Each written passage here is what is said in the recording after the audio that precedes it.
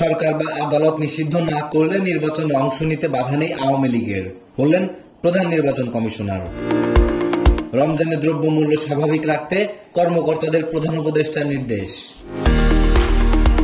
Jimmy কার্টারের মৃত্যুতে শোক জানিয়ে বাইডেনকে চিঠি ডক্টর ইউনূসের।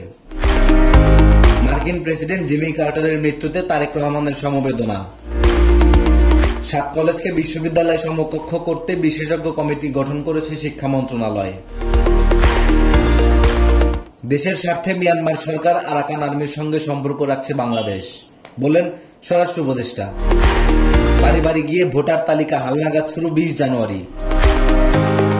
সচিবালয়ে আগুন, প্রাথমিক তদন্ত প্রতিবেদন মঙ্গলবার জমা দেওয়া হবে, জানালেন কমিটির প্রধান। বাংলাদেশ থেকে জনশক্তি নিতে রাশিয়ার প্রতি রাষ্ট্রপতির আহ্বান। বিপিএল এর 11তম আসর শুরু, মাহমুদুল্লাহ ফাহিমের ঝড়ে রাজশাহীকে হারালো বরিশাল। পাকিস্তানের পাঞ্জাবে 2টি সড়ক দুর্ঘটনায় নিহত 18।